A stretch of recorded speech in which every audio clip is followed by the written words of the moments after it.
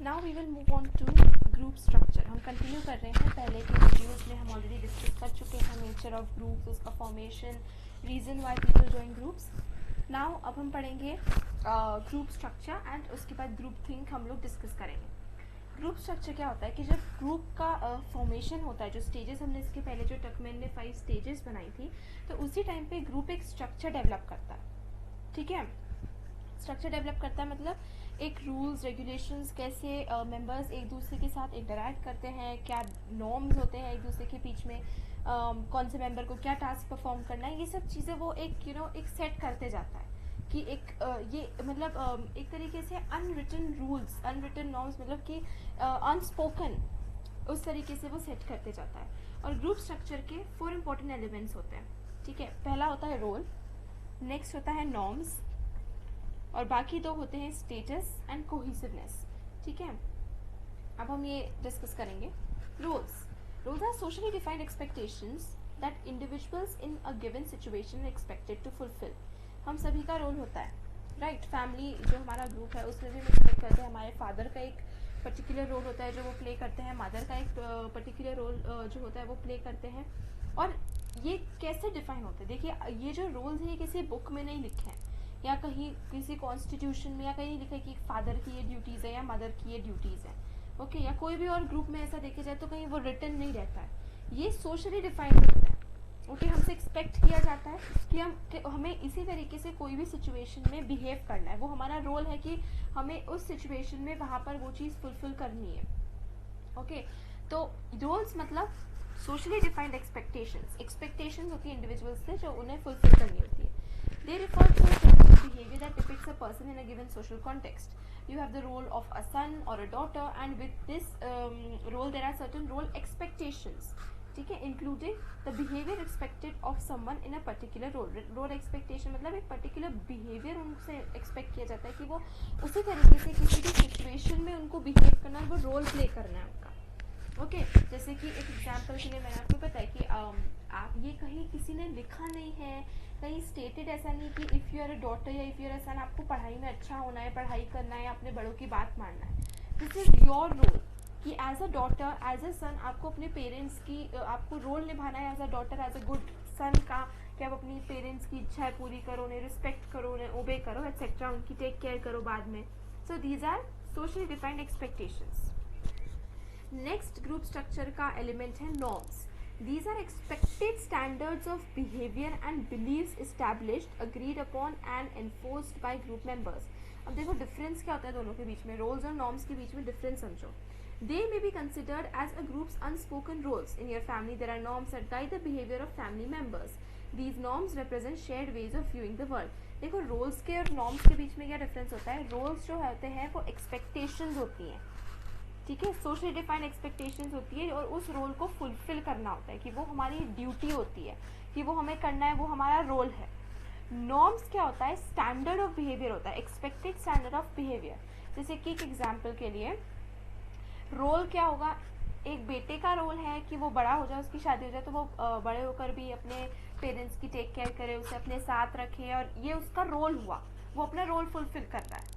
Norm क्या हुआ? Norm ये होता है कि वो उनकी रिस्पेक्ट करे, या फिर सपोज उनके एक हर फैमिली के अपने नॉर्म्स होते हैं, ठीक है, ये ज़रूरी नहीं है। जैसे कोई फैमिलीज होती है जो थोड़ी सी कल्चरली क्लोज होती है, तो उनसे उनका ये नॉर्म होता है, उनसे एक्सपेक्ट किया जाता है, उनका बिहेवियर का ऐसा स्टैंडर्ड एक्सपेक्ट किया जाता है कि सुबह उठते से ही पहले वो पैर छूकर बड़ों को ग्रीट करे, या उनको जो भी नमस्ते प्रणाम जो भी कहकर उनके फीट टच करके उनको ग्रीट करे, पूजा होती है घर में तो वो ग्रीट करे, ये नॉर्म हो गया। ठीक है, जो एक ग्रुप मेंबर, सारे ग्रुप मेंबर मिलके उसको अग्री अपॉन करते हैं, एनफोर्स करते हैं। मतलब ऐसा नहीं कि एक साथ एक ग्रुप में कमिटी बैठी है, उसको उन्होंने वो करा कि अच्छा सुबह उठते से ही पैर छुएंगे तभी, नो, दीज आर अनस्पोकन। ठीक है, अनस्पोकन रूल्स जैसे, मतलब ये हमारे तरीके से कि ट्रेडिशन घर का चलता आ रहा है, हमें उस नॉर्म को फॉलो करना है। तो रोल और नॉर्म्स के बीच में डिफरेंस समझना। रोल्स मतलब एक सिचुएशन में हमें वो रोल फुलफिल करना है, वो हमारे हमारे एक्सपेक्टेशंस है जो सोशली डिफाइन किए गए। ओके, वो हमसे एक्सपेक्टेशंस रखी जाती है कि हम इस तरीके से बिहेव करें, हम हमारे रोल्स फुलफिल करें। नॉर्म्स मतलब अनस्पोकन रूल्स जो हमें फॉलो करना है, जो ग्रुप मेंबर्स इसके ऊपर अग्री करते हैं, जो ग्रुप मेंबर्स उसमें एनफोर्स करते हैं, वो हो गया नॉर्म। ठीक है, तो ये डिफरेंस समझना कि मैंने आपको एक एग्जाम्पल दिया है, जैसे कि एक बेटे का रोल है कि वो बड़े हुए या बड़ा हुए और पेरेंट्स को अपने साथ रखे, ऐसा नहीं कि वृद्धाश्रम छोड़कर आ जाए, नो दिस इज रॉन्ग। वो पेरेंट्स को अपने साथ रखे, उनकी टेक केयर करे, ये बेटे का रोल हो गया। नॉर्म क्या हो गया कि वो उनकी रिस्पेक्ट करे या सुबह उठते से उनके पैर छुए या उनकी हर बात माने, ये नॉर्म हो गया। डिफरेंस समझना रोल और नॉर्म के बीच में। थर्ड जो इम्पोर्टेंट एलिमेंट होता है वो है status. It refers to the relative social position given to the group members by others. देखो हर ग्रुप में ना किसी एक ग्रुप मेंबर का कोई ऐसा स्टेटस होता है, पोजीशन होती है ग्रुप में। कोई भी ग्रुप में बहुत मुश्किल है कि हर एक इक्वल है, कहीं ना कहीं हायरार्की होती है, एक दूसरे में कहीं ना कोई पोजीशन होती है, अलॉट की जाती है, राइट। हम हमारे इंडियन गवर्नमेंट में भी देखा जाए, जो वो है एक प्राइम मिनिस्टर है, डिफेंस मिनिस्टर है, वो पोजीशन है, वो एक उसका उनकी वो है कि सोशल कॉन्टेक्स्ट में उनकी ये पोजीशन है। ठीक है, और दो तरीके से हम ये पोजीशन किसी को अस्क्राइब कर सकते हैं। पहला है सीनियोरिटी। ठीक है, पहला है कि हम उनको वो पोजीशन अस्क्राइब करते हैं, that is on the basis of seniority. हमारे फैमिली में होता है, हमारी दादी को, हमारे दादा को, जो भी सबसे बड़े होते हैं उनको हेड ऑफ द फैमिली मान लिया जाता है, तो that position, the position of the head of the family is ascribed to them. ठीक है, उनको वो अस्क्राइब किया because they are senior, they have more experience. या सेकंड होता है अचीवेबल, जो अचीव करते हैं लोग। तो दो तरीके से हमने पोजीशन देते हैं, पहला अस्क्राइब करना यानी उनकी सीनियोरिटी के बेसिस पे उनको पोजीशन देना, दूसरा होता है अचीव करना, वो पोजीशन अचीव करते हैं। जैसे कि हम ये देखते हैं, अगर आपको पता होगा कि औरंगजेब के और भी भाई थे, बड़े भाई वगैरह थे। औरंगजेब ने, अच्छा चलो वो मैं एग्जाम्पल ना देते हुए, हमारे घर में ऐसा होता है कि दादा दादी के होते हुए भी या दादी के होते हुए भी कभी कभार हेड ऑफ द फैमिली हमारे फादर होता है। क्यों वो उन्होंने रोल क्यों अचीव किया? क्योंकि हो सकता है कारण ये कि दादी थोड़ी सी बीमार है, उनकी तबीयत ठीक नहीं रहते हैं, वो इतने अच्छे से हर चीज़ मैनेज नहीं कर पाते, और फादर जो है वो हर चीज़ मैनेज कर रहे हैं, हर चीज़ वो करे, तो वो रोल उन्होंने अचीव करा। ओके, तो बाय हार्ड वर्क, बाय, और हम ऐसे देखते हैं, हमने बाहुबली में देखा है कि बाहुबली कौन मूवी देखी होगी आपने, उसमें बाहुबली जो बनते हैं उन्होंने वो जो बाहुबली है उन्होंने वो अपनी पोजीशन अचीव करी है, अस्क्राइब नहीं करी है उनको, क्योंकि वो सबसे सीनियर नहीं थे, उनसे भी सीनियर और भी लोग किंगडम में थे, लेकिन उन्होंने वो पोजीशन अचीव करी है अपनी स्किल से, अपनी कॉम्बैट फाइटिंग स्किल्स वगैरह एक्सेट्रा से। तो दो तरीके से हम पोजीशंस अलॉट करते हैं, अस्क्राइब करना यानी नेचुरली किसी की सीनियोरिटी के बेसिस पे उसको वो पोजीशन हमने दे दी, या फिर अचीव करना, ओके, कि हम उसकी हार्ड वर्क की वजह से, उनकी एक्सेप्शनल स्किल्स की वजह से उनको वो पोजीशन दी गई है। By being members of the group, we enjoy the status associated with that group. अब ग्रुप स्ट्रक्चर में ये होता है कि हमने रोल्स पढ़ा कि ग्रुप स्ट्रक्चर में रोल्स होते हैं जो कि हमारे एक्सपेक्टेशंस होते हैं, सोशली डिफाइंड एक्सपेक्टेशंस होते हैं जो हमें फुलफिल करने होते हैं, नॉर्म्स होते हैं जो हमारे अनस्पोकन रूल्स होते हैं, स्टैंडर्ड ऑफ बिहेवियर होते हैं जिनके हमें लिव अप टू करना पड़ता है, जिन्हें फॉलो करना पड़ता है, स्टेटस होता है। जब भी हम किसी ग्रुप के मेंबर पढ़ते हैं ना, तो हम उस ग्रुप से रिलेटेड उसके सारे स्टेटस इंजॉय करते हैं, ठीक है, उसका प्रेस्टीज है, उसकी रेप्यूटेशन है, हम सब वो ले लेते हैं। फॉर एग्जाम्पल, अगर कोई यूएन, ठीक है, यूनाइटेड नेशंस का जो है, यूनाइटेड नेशंस का अगर कोई मेंबर है, डेलीगेट है, जो भी है, तो वो उस ग्रुप के प्रेस्टीज को और उस ग्रुप के स्टेटस को इंजॉय करता है, उसको सर्टन कुछ ऐसी चीज़ें हैं, कुछ अलग से उनको वो फैसिलिटीज़ प्रोवाइड होती है, जिस तरीके से उनके साथ बिहेवियर किया जाता है, जिस तरीके से उनका एवरी हर जगह वेलकम वगैरह, उनको एक उस तरीके से, तो वो स्टेटस एंजॉय करते हैं क्योंकि वो उसकी ग्रुप भी इतना बड़ा है ना, उसकी इम्पोर्टेंस भी वैसी है। United Nations is a much much more important group, ठीक है, इतने बड़े लेवल पे इस्टेब्लिश्ड है वो ग्रुप। तो अगर कोई यूएन का डेलीगेट है तो ऑफ कोर्स उसके साथ हम थोड़ा सा अलग बिहेवियर करेंगे, उसको हम थोड़ी सी एक तरीके से थोड़ी ज़्यादा फैसिलिटीज़ प्रोवाइड, मतलब उसको वो उस ग्रुप का प्रेस्टीज एंजॉय कर पाएगा, उसका स्टेटस थोड़ा सा अलग होगा, ठीक है। दो ऐसा नहीं है, देखो हर ह्यूमन इक्वल है, हर ह्यूमन की इक्वल इम्पोर्टेंस है, लेकिन फिर भी आप एक आप एक नॉर्मल व्यक्ति को और एक प्राइम मिनिस्टर को एक तरीके से तो ट्रीट नहीं कर सकते ना, क्योंकि प्राइम मिनिस्टर कौन से ग्रुप के हिस्सा है, वो पूरी इंडियन गवर्नमेंट या मतलब एक गवर्नमेंट के हेड है वो, तो उनकी वो स्टेटस है, वो एंजॉय करेंगे, तो कॉमन मैन और प्राइम मिनिस्टर का ट्रीटमेंट उनको सेम नहीं मिलता है। तो सिमिलरली जब हम एक ग्रुप से जुड़ते हैं तो उस ग्रुप का स्टेटस एंजॉय करते हैं, हाँ, उस ग्रुप के प्रेस्टीज, उस तरीके से हमारे साथ ट्रीटमेंट हमें वो मिलता है।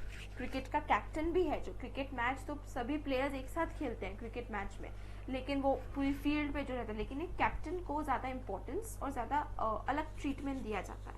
Okay, it's a very natural thing, कोई बहुत गलत बात नहीं है, but it is as it is. और फोर्थ हमारा ग्रुप स्ट्रक्चर में एलिमेंट आता है कोहिसिवनेस। ठीक है, कोहिसिवनेस क्या होता है, एक मिनट पहले हम ये इसको वो कर लेते हैं। Status refers to relative social position given to group members by others. It can be either ascribed, given by seniority, or achieved, that is based on one's expertise and hard work. Okay, and group के अंदर भी ये point भी है कि group के अंदर भी लोगों का डिफरेंट प्रेस्टीजियस स्टेटस होता है। मैंने एग्जांपल दिया ही है कि प्राइम मिनिस्टर, भले ही जैसे कि सारे मिनिस्टर्स इंडियन गवर्नमेंट का ही पार्ट है, लेकिन एक प्राइम मिनिस्टर को अलग ट्रीटमेंट मिलता है, और उसकी वजह मिनिस्टर ऑफ एग्रीकल्चर या डिफेंस या वो थोड़े से उसमें भी पोजीशंस अप एंड डाउन होती हैं। ओके, उनका प्रेस्टीजियस स्टेटस डिफरेंट होता है। Cohesiveness refers to togetherness, binding और mutual attraction among group members. देखो होता ही है, ये नेचुरल है। अगर हम एक ग्रुप का पार्ट है तो भी प्राउडली से दिस इज माय ग्रुप, मैं इसका हिस्सा हूँ। कहीं ना कहीं आकर एक भले ही चलो ठीक है, आपकी क्लास में कोई ऐसी क्लासमेट है जिसको बिल्कुल पसंद नहीं करते, you don't like that classmate, या आपकी वो नहीं है फ्रेंड या जो भी, आप उससे बात नहीं करते हो, बट अगर ऐसा होता है कि आपका स्कूल कहीं बाहर जाता है, दूसरे स्कूल के अगेंस्ट लड़ रहा है, आप अपने स्कूल को रिप्रेजेंट करते हैं, आपके सारे स्टूडेंट्स, तो तब जाकर आपको लगे कि यार है तो आखिर ये मेरे ही स्कूल की ना, एक उसके साथ, मतलब कहने की बात यह है कि जब हम एक ग्रुप के मेंबर होते हैं तो उस ग्रुप के प्रति ग्रुप से हमारा एक अटैचमेंट हो जाता है, एक टुगेदरनेस की हमारी फीलिंग होती है, this is my group, we feel protected, we feel secured in that group, we have a feeling of belongingness to the group. एक अट्रैक्शन होता है मेंबर्स के प्रति के, okay this is my group member, ये मेरे ग्रुप का member है, this is what is cohesiveness. ठीक है, और जैसे जैसे ग्रुप ज़्यादा है, वो जितना ज़्यादा कोहेसिव होने लगता है, वो उतना स्ट्रोंगर सोशल यूनिट होने लगता है। ठीक है, तो वो ग्रुप जितना कोहेसिव, ग्रुप के मेंबर्स एक दूसरे से जितना ज़्यादा कोहेसिव होते हैं, जितने पास होते हैं, जितने टुगेदर होते हैं, तो वो आइसोलेटेड इंडिविजुअल्स की बजाय पूरे ग्रुप एक सोशल यूनिट जैसे एक्ट करने लगते हैं। ओके, ये बात जैसे हम म्यूजिकल बैंड्स वगैरह में आजकल देखते हैं कि वो ग्रुप्स इतने टाइटली क्लोज नेट होते हैं, तो वो मेंबर्स जो है वो इंडिविजुअली से ज़्यादा सोशल यूनिट पूरा के पूरा वो एक सोशल यूनिट जैसे रिकग्नाइज किया जाता है। Members of a highly cohesive group have a greater desire to remain in the group in comparison to those who belong to the low cohesive groups. जितना ज़्यादा ग्रुप मेंबर्स का आपस में cohesiveness होगा, टुगेदरनेस होगा, बिलोंगिंगनेस की feeling होगा, वो उतना ज़्यादा ग्रुप में रहना चाहेंगे। वो इतना ट्राई करेंगे कि मुझसे ये ग्रुप की मेंबरशिप ना छूटे, they will try their best, वो ग्रुप से नहीं निकलना चाहेंगे। एंड द वी फीलिंग, जो हमें वाली जो बिलोंगिंगनेस की, टीम स्पिरिट वाली जो फीलिंग होती है, वो कोहेसिवनेस की फीलिंग होती है। ठीक है, और कोहेसिव ग्रुप को छोड़ना बहुत मुश्किल है। हम देखते हैं यार स्कूल में फेयरवेल होता है तो कितना मुश्किल होता है, because that is a cohesive, हमारी क्लास, हम जब एक स्कूल को छोड़ के दूसरी स्कूल जाते हैं, so it's so difficult for some people, क्योंकि वो उस स्कूल से इतना अटैच हो जाते हैं, वो वहाँ पर कोहेसिवनेस की फीलिंग बहुत होती है।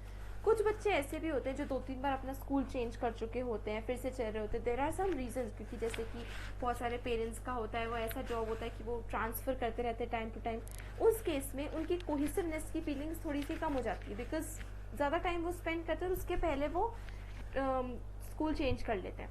तो यहाँ पर हम 2 एग्जाम्पल देख रहे हैं कि एक स्टूडेंट है जो पिछले 12-14 ईयर्स से एक ही स्कूल में पढ़ रहा है, और एक स्टूडेंट है जो 2 ईयर्स या 3 ईयर्स से ही स्कूल में है। तो कोहेसिवनेस की फीलिंग किसकी ज़्यादा होगी? ऑफ कोर्स 12 ईयर 14 ईयर वाले की। तो ग्रुप में जितना ज़्यादा कोहेसिवनेस रहेगा, उतना उस ग्रुप को लीव करना मुश्किल होगा, और उसकी मेंबरशिप मेंटेन करने के उतनी ही इंडिविजुअल के अंदर विश होगी कि वो उस मेंबरशिप को मेंटेन करे। लेकिन ज़्यादा कोहेसिवनेस होना, ज़्यादा अगर लोगों के बीच में, ग्रुप के बीच में बाइंडिंग है, तो वो भी एक प्रॉब्लम है। और psychologist have identified the phenomena of group think which is a consequence of extreme cohesiveness. हम ये अभी ऊपर बॉक्स में हम समझेंगे what is group think. Group think में क्या होता है? देखिए, generally teamwork in groups leads to beneficial results. However, Irving Janis has suggested that cohesion can interfere with effective leadership and can lead to disastrous decisions. Janis discovered a process known as groupthink, in which a group allows its concerns for unanimity. They, in fact, override the motivation to realistically appraise courses of action. It results in the tendency of decision makers to make irrational and uncritical decisions. Groupthink is characterized by the appearance of consensus or unanimous agreement within a group. होता ये है कि जब हम लोग एक group के members एक दूसरे से एक्सट्रीमली कोहेसिव हो जाते हैं ना, तो then they start making irrational decisions, क्योंकि वो एक दूसरे से इतने पास होते हैं, वो एक दूसरे के इतने करीब होते हैं कि वो वही डिसीजन, मतलब सभी आकर कोई भी एक डिसीजन के ऊपर यूनैनिमस वोट हो जाता है. नोबडी डिसएग्रीज विद देम, क्योंकि उन्हें ऐसा फियर रहता है कि अगर वो उनसे डिसएग्री करेंगे तो ग्रुप की मेंबरशिप, मतलब ग्रुप के बाकी मेंबर्स उनको हर्ट होगा, या वो भी उनसे डिसएग्री करेंगे, या उनको ग्रुप छोड़ना पड़ेगा, और एनी अदर सच फिनोमेना. तो ग्रुप के मेंबर्स जो है वो यूनैनिमस वोट देने लगते हैं, और ये ग्रुप थिंक की सिचुएशन ना बहुत डेंजरस हो जाती है, क्योंकि फिर वो ग्रुप थिंक जब ज़्यादा हो जाता है ना, तो वो अपने आप को ऐसा मानने लगते हैं कि they are superior, they are the only one that are right, और वो जो भी करते हैं बस इंटरनली अपना करते रहते हैं. उसके बाद उनके ऊपर फिर कोई एक्सटर्नल इन्फ्लुएंस काम ही नहीं करता. They think whatever they are doing is right. वो एक्सटर्नल को, मतलब ग्रुप को अपना मान के चलते, दिस इज अस, एंड बाकी जो भी जितने भी और इंडिविजुअल्स हैं जो ग्रुप के पार्ट नहीं है, उनको लाइक एलियंस ट्रीट करते हैं. तो इस केस में क्या होता है, they start taking irrational decisions. उनके ऊपर किसी और फैक्टर का इन्फ्लुएंस ही नहीं होता है. So they just give a unanimous vote, and जो डिसीजन वो देता है उसको फुल एंड फाइनल करके वो लोग चलते रहते हैं. Okay, no one expresses dissenting opinion because each person believes it would undermine the cohesion of the group and she or he would be unpopular. तो उनको ये लगता है कि यार ये तो हमारी ग्रुप की पॉलिसी, हमारे ग्रुप में सभी ऐसा सोचते हैं, हमारा तो ग्रुप ही ऐसा है. और इस वजह से वो, अगर उनके मन में कहीं डाउट भी कि यार दिस डिसीजन इज रॉन्ग, या ऐसा नहीं करना चाहिए, लेकिन they don't disagree with it, they just go with it, क्योंकि उन्हें लगता है कि यार ग्रुप के बाकी मेंबर्स मुझसे डिसएग्री करेंगे या वो उसको डिसअपॉइंट करेगा. Studies have shown that such a group has an exaggerated sense of its own power to control events and tends to ignore or minimize cues from the real world that suggest danger to its plan. तो ऐसा group ना अपने आप को इतना superior मानने लगता है, उन्हें लगता है कि उन्हें एक्चुअली अपने पावर का कोई असेसमेंट ही नहीं रहता है. They think that they are very powerful, क्योंकि वो इतने क्लोज नेट होते हैं, every member agrees with each other. तो वो लाइक माइंड्स ऐसा होने लगता है कि यार when everyone is agreeing this is the right decision, और वो रियल वर्ल्ड से कहीं ना कहीं दूर हो जाते हैं. वो फिर समझ ही नहीं पाते कि रियल वर्ल्ड में वो क्यूज दे रहे हैं कि this is not the right way to do it, ये आप गलत रास्ते पर जा रहे हो, but like they don't listen to anybody else. In order to preserve the group's internal harmony and collective well-being, it becomes increasingly out of touch with reality. बहुत बिल्कुल रियलिटी से दूर होते जाता है वो, क्योंकि हर ग्रुप मेंबर अपने ही ग्रुप के मेंबर को डिसअपॉइंट नहीं करना चाहता, तो वो उनसे अग्री कर देते हैं, no matter whatever the decision they think right और रॉन्ग. पर सिर्फ इसलिए क्योंकि कोहिसिवनेस इतना है, वो इतना अट्रैक्शन है ग्रुप मेंबर्स के बीच में कि वो दूसरे को डिसअपॉइंट ही नहीं करना चाहते, भले ही डिसीजन कितना भी गलत हो वो उनको चलेगा, क्योंकि वो रियलिटी से इतना दूर हो जाते हैं. Groupthink is likely to occur in socially homogeneous, cohesive groups that are isolated from outsiders, that have no tradition of considering alternatives, and that face a decision with high costs or failures. Examples of several group decisions at the international level can be cited as illustrations of groupthink phenomena. These decisions turned out to be major fiascos. The Vietnam War is an example. From 1964 to 1967, President Lyndon Johnson and his advisors in the US escalated the Vietnam War, thinking that this would bring North Vietnam to the peace table. The escalation decisions were made despite warnings. ऐसा हुआ था 1964 से 1967 में US ने Vietnam war लड़ा था, और US के प्रेसिडेंट जो थे, प्रेसिडेंट लिंडन, उनको बहुत पूरे वर्ल्ड से ग्लोबली क्रिटिसिजम्स बहुत मिले थे. Don't do this, war is no good, and war से कुछ नहीं निकलता है, इनको बहुत क्रिटिसिज्म मिला था. बट क्योंकि उनका ग्रुप इतना कोहेसिव था, मतलब वो इतने ज़्यादा अपने ग्रुप मेंबर से डिसएग्री नहीं करना चाहते थे, और इतना वो क्लोज नेट उनका ग्रुप था कि they just thought whatever they are doing is right, nobody wanted to disagree with the other person. और इस वजह से बाहर से रियलिटी में आउटसाइडर्स ने उनको, आउटसाइडर्स मतलब ग्रुप मेंबर्स के लिए जो एलियंस जिनको हम बोल सकते हैं, ग्रुप मेंबर्स फिर आउटसाइडर्स को एलियंस टाइप ट्रीट करने लगते हैं, तो वो कितना भी बोले उसका उन पर कोई इफेक्ट ही नहीं पड़ा। तो बहुत वार्निंग्स मिली, don't do this, this is not right, but they just went on with the plan because इतना क्लोज नेट उनका ग्रुप था। The grossly miscalculated move resulted in the loss of 56,000 American and more than 1 million Vietnamese lives and created huge budget deficits. इसका बहुत बुरे consequences हुए। And group think के 2-3 वो होते हैं। पहला तो ये कि ज़्यादा ग्रुप कोहेसिव बहुत हो जाने लगता है, सोशल सिचुएशन ऐसी हो जाती है, तो उसके बाद ये ग्रुप थिंक वाली फिनोमेना राइज होती है। एक और है, जब ऐसा होता है ना कि जिन डिसीजंस को लेके हमें पता है कि यार इसका बहुत बड़े कॉन्सिक्वेंसेस निकलेंगे, मतलब ये बहुत ही हाई कॉस्ट पे हम ये डिसीजन ले रहे हैं, ठीक है, जो बड़े बड़े जो बहुत ही ज़्यादा कॉन्सिक्वेंशियल डिसीजंस लेते हैं जिनका इफेक्ट बहुत ही मेजर लेवल पर पड़ता है, ऐसे केसेस में भी ग्रुप थिंक का फिनोमेना थोड़ा सा कॉमन हो जाता है, क्योंकि वो इतने ज़्यादा मतलब उनके ऊपर ऑलरेडी इतना प्रेशर रहता है to make the right decision, और इसके बाद वो मतलब वो उनको लगता है कि हमारे ग्रुप मेंबर हैं, हम ही डिस्कस कर रहे हैं, इट इज़ राइट, एंड इतना बड़ा है, लोगों को थोड़ी ना पता है what is right what is wrong, and इस वजह से ग्रुप थिंक का फिनोमेना भी अराइज होता है, और इस वजह से होता है कि फिर वो गलत डिसीजन, इरैशनल डिसीजंस ले लेते हैं, और इसका बहुत हैवी कॉस्ट जो है वो पे करना पड़ता है। और इसका एग्जाम्पल हमने इंटरनेशनल लेवल्स पे काफ़ी देखा है।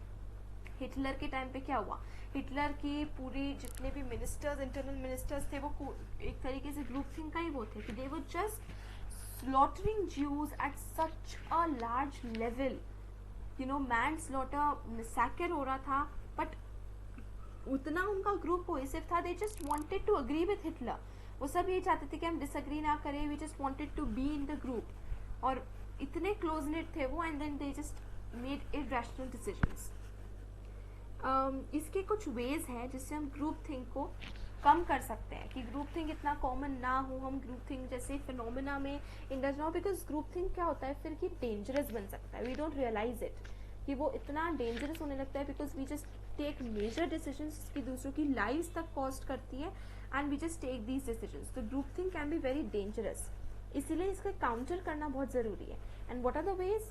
First, encouraging and rewarding critical thinking and even disagreement among group members, कि अगर आप देख रहे हो कि एक ग्रुप में कोई आपके व्यू पॉइंट से डिसएग्री कर रहा है, जिसका मतलब ये नहीं कि आप उसको आइसोलेट कर दो या उसको पुश डाउन करो या उसके साथ इस तरीके से बिहेव करो कि oh she is part of our group या he is part of our group, लेकिन वो हमारे साथ डिसएग्री कर रहा है, that is wrong. If the other person is disagreeing with you, listen to that person, उसकी क्रिटिकल थिंकिंग को आप वो समझो, असेस करने की कोशिश करो कि okay whatever the person is saying that doesn't mean कि अगर वो हमारे अगेंस्ट है तो that is wrong, try and assess it, उसको ग्रुप मेंबर्स के बीच में डिसएग्रीमेंट को थोड़ा कॉमन करो कि it's okay, we are a group, but that doesn't mean कि हमारे व्यू पॉइंट्स एग्जैक्टली मिलने चाहिए। Second, encouraging groups to present alternative courses of action, उनको ये होना चाहिए कि ऐसा नहीं कि ये डिसीजन है that is final, alternative courses of action होना चाहिए कि दिस नहीं तो दिस नहीं तो दिस, कुछ उनके ऐसे डिसीजंस होना चाहिए कि एक ही डिसीजन पे 100% रिलाई ना करें, इतना बड़ा गैम्बल ना करके they think and plan and strategize everything before taking a decision. Third is inviting outside experts to evaluate the group's decisions. जब आप इतने बड़े लेवल पर या कोई ऐसे ग्रुप के मेंबर हो जहाँ पे उसके बहुत हाई कॉन्सिक्वेंसेज बन सकते हैं आपके डिसीजन से, then invite outsiders. ज़रूरी नहीं कि whatever you are doing in the group is correct, बाहर से जो आपके ग्रुप का मेंबर नहीं है, आपके ग्रुप के पार्ट नहीं, उनको इनवाइट करो, उनसे आप समझो, अपने ग्रुप के बारे में उनसे भी डिस्कस करो कि we are thinking of this, we are planning of this, what is your opinion, what is your take on this. And the fourth is encouraging members to seek feedback from trusted others, very important point, एक बार they have given the decision तो आप जाकर लोगों से feedback लीजिए। Group में क्या होता है, okay they have given the decision, they don't care whether anybody else likes the decision और नॉट, वो ग्रुप के मेंबर हो ना हो, दे जस्ट डू इट, तो डोंट डू दिस, जाके आप फीडबैक लीजिए कि okay we have done this, what is the opinion of the people, how are the people reacting to the decision that we have taken। तो ये कुछ strategies है जो हमें अपने ऊपर कंट्रोल कर रख के ये प्लान करके हमें आगे बढ़ना है, ताकि आगे कि ग्रुप थिंक जैसे फिनोमेना जो काफ़ी डेंजरस हो सकते हैं, हम उसमें इंडल्ज ना हो। अब हमारे जो टॉपिक्स है वो 2-3 टॉपिक्स बचे हैं। पहला है टाइप ऑफ ग्रुप्स, दूसरा है influence of group on individual behaviour, and third है the minimal group paradigm experiments. Okay, type of groups काफ़ी सिंपल है. ग्रुप्स के अलग अलग टाइप्स होते हैं, कितने बड़े मेंबर्स हैं, कितने मेंबर्स हैं, उनकी उसकी ड्यूरेशन कितनी है, लेंथ कितनी है, या कितने ज़्यादा ऑर्गेनाइज्ड है, और उस बेसिस पे हम 3 टाइप ऑफ ग्रुप्स में इनको वो करते हैं. 3 मेजर टाइप्स ऑफ ग्रुप हम देखते हैं उनकी इन कैरेक्टरिस्टिक फीचर्स के बेसिस पे. ठीक है, बहुत सिंपल ये सब है, मैं क्विकली एक्सप्लेन कर देती हूँ. Primary and secondary groups. Primary और सेकेंडरी ग्रुप्स के बीच में मेजर डिफरेंस है that primary groups are pre existing formation, और सेकेंडरी ग्रुप्स जो है वो बाय चॉइस होते हैं. बहुत सिंपल, फैमिली एक प्राइमरी ग्रुप है, हमारा रिलीजन हमारा प्राइमरी ग्रुप है, हम जिस कास्ट में है वो हमारा प्राइमरी ग्रुप है, हमारी नेशनैलिटी वो हमारा प्राइमरी ग्रुप है, वो प्री एग्जिस्टिंग है. वी डिडंट चूज कि हम इस फैमिली में बॉर्न हुए, या इस कंट्री में बॉर्न हो, या इस रिलीजन में बॉर्न हो. That is a pre existing one. और सेकेंडरी ग्रुप जिसको हम बाय चॉइस करते हैं कि हम क्लास में जाकर स्कूल में हमारे हम कौन से ग्रुप ऑफ फ्रेंड्स बना रहे हैं. Are they the the ones that study very hard, they are the toppers, or are they the ones who are the backbenchers who don't study, and कौन सा ग्रुप है. सो प्राइमरी ग्रुप्स जिसमें हमारी choice नहीं होती है, secondary जिसमें choice होती है. Primary those are the pre existing formations. Secondary it is by individual, it is upon the decision of the individual कौन से ग्रुप को जाके वो ज्वाइन करे या फॉर्म करे. ज़रूरी नहीं कि पहले से कोई ग्रुप बना हुआ था, आप नया ग्रुप भी फॉर्म कर सकते हो सेकेंडरी चॉइस में. ठीक है, जैसे कि एग्जाम्पल दिए membership of a political party, तो वो एक सेकेंडरी ग्रुप हो गया. In a primary group there is a face to face interaction, members have close physical proximity. ठीक है, ये उसके फीचर्स, उसके डिफरेंसेस हैं जो कि आप आ सकता है what is the difference between primary and secondary. तो this we have to learn. Okay, and they have warm emotional bonds. देखो, no matter how hard you try, but the blood relation between the family members it can not be defied that easily. That feeling कि एक connectedness की feeling हमेशा आती रहेगी no matter what. तो primary groups होते हैं वो ज़्यादा क्लोज होते हैं, फिजिकल प्रॉक्सिमिटी उनके बीच में ज़्यादा होती है, फेस टू फेस इंटरेक्शन काफ़ी ज़्यादा होता है क्योंकि वो प्री एग्जिस्टिंग है, हमने वो चॉइस नहीं करी उसकी, हम ऑलरेडी उस ग्रुप में थे, तो वो इस वजह से वो पहले से फॉर्मेशन ऑलरेडी था. तो फेस टू फेस इंटरेक्शन ज़्यादा होता है, क्लोज प्रॉक्सिमिटी होती है, इमोशनल बॉन्ड होता है लोगों के बीच में. And primary groups are central to the individual's functioning and have a very major role in developing values and ideals of the individual during the early stages of development.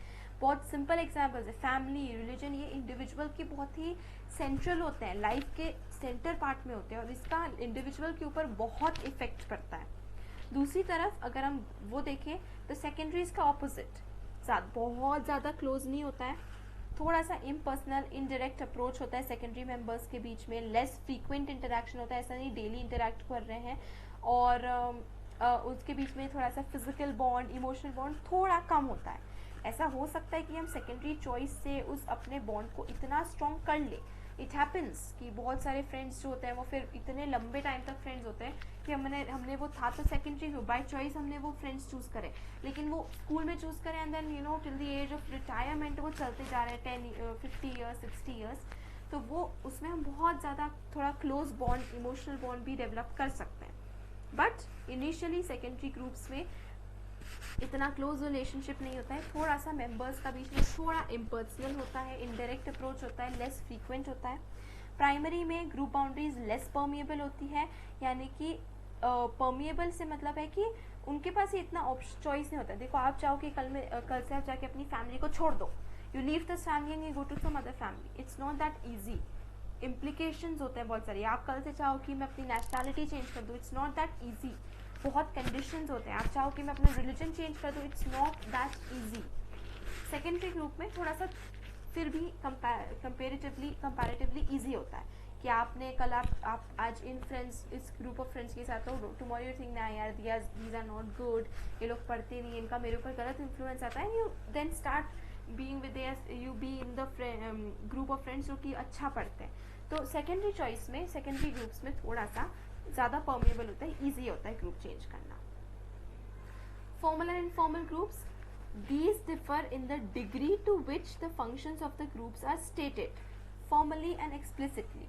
ठीक है, देखो जैसे कि एक ऑफिस ऑर्गेनाइजेशन हुआ, जैसे हम United Nations देखते हैं, गवर्नमेंट्स की देखते हैं, ये सारे ग्रुप्स जो है ये हाईली फॉर्मल होते हैं, इनके जितने भी रोल्स होते हैं, ड्यूटीज़ होते हैं, फंक्शंस होते हैं, वो बिल्कुल क्लियरली स्टेटेड होते हैं, एक्सप्लिसिट होते हैं।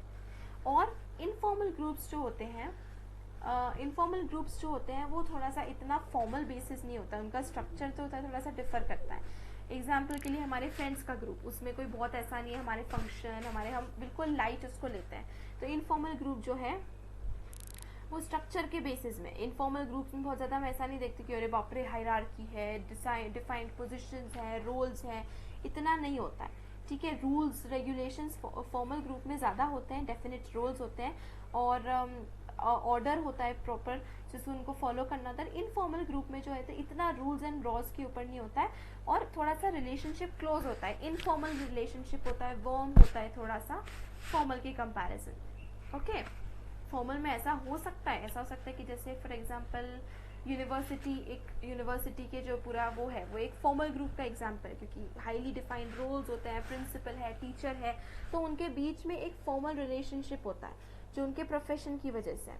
लेकिन हो सकता है ऐसा कि कुछ उसमें टीचर्स जो है वो क्लोज आ जाए, उनका इनफॉर्मल रिलेशनशिप ज़्यादा बढ़ जाए, it may be possible, but generally ऐसा नहीं होता है।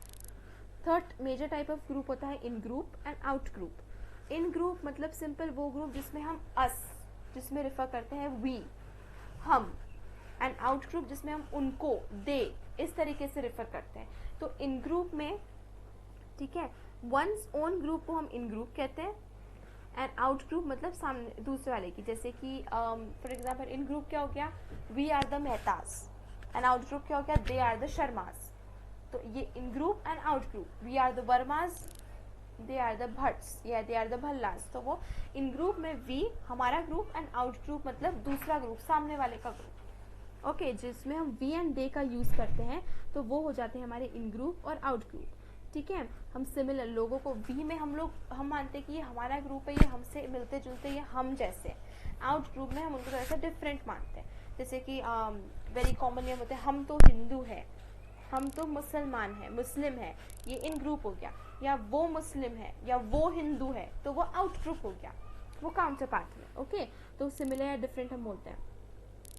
और ऐसा देखा गया है कि इन ग्रुप में लोग ज़्यादा सिमिलर होते हैं एंड उनके डिज़ायरेबल ट्रेट्स होते हैं वो फेवरेबली व्यू करे जाते हैं। और आउट ग्रुप में मतलब यानी कि जब हम वाली बात आती है, इन ग्रुप की जब हम बात करते हैं ना, तो हम लोगों को समझते हैं कि वो हमारे जैसे, हमारी थिंकिंग सेम है, हमारे फीलिंग सेम है। और आउट ग्रुप में हम उनको दूसरे जैसा परसीव करते हैं, उनको थोड़ा सा कभी कभी नेगेटिवली परसीव करते हैं कि यार वो तो वो है, दे आर आउटर पीपल, हम उनको थोड़ा सा एलियनेट कर देते हैं, एलियंस जैसा भी ट्रीट कर सकते हैं आउट ग्रुप में। ठीक है, और वो हमारे सोशल लाइफ को बहुत ही अफेक्ट करता है। It's okay. हम ये इन ग्रुप आउट ग्रुप का बॉक्स 7.2 में ताजफेल के एक्सपेरिमेंट में हम देखेंगे, मिनिमल ग्रुप पैराडाइम एक्सपेरिमेंट, जिसमें हम इन ग्रुप और आउट ग्रुप का वो एक्सपेरिमेंट देखेंगे। Although it is common to make these categorizations, जो हमने formal group, informal group, primary, secondary, in group out group पढ़ा है, कॉमन है, ये हमें ऐसे कॉमनली देखने को मिल जाता है। लेकिन ज़रूरी नहीं है कि ये कैटेगरीज एकदम रियल हो, एंड ये कैटेगरीज हमने नहीं बनाई, these are something natural, sorry ये जो है ये रियल नहीं है, हमने क्रिएट करी है। ठीक है, ये हमने क्रिएट करी है कि वो हमारा है, वो तुम्हारा है। Naturally we are all equal, we are all same, there is nothing like ये ग्रुप वो ग्रुप, नथिंग। बट ये हमने ये चीज़ें क्रिएट करी है कि यार ये हमारा सेकेंडरी ग्रुप है, ये हमारा इन ग्रुप है, ये हमारा आउट ग्रुप है, ये फॉर्मल है, इनफॉर्मल है, these are all human creations, हमने क्रिएट करी है। ठीक है, कुछ कल्चर्स में plurality is celebrated as has been the case in India. ठीक है, और जैसे कि हमारे इसमें सेक्युलरिज्म कितना है, कितने डिफरेंट लैंग्वेजेस, रिलीजन के लोग एक साथ एग्जिस्ट करते हैं क्लोज नेट कम्युनिटी में। कुछ ऐसे कल्चर्स होते हैं जहाँ पर वो अपने आप में इतने क्लोज नहीं होते कि वो बाहर को फिर आउटसाइडर्स या एलियंस जैसा देखते हैं और ट्रीट करते हैं। सो आई होप कि आप ये different major types of group समझ आ गए हो। For the last part of the chapter, go to the channel and continue watching the later videos.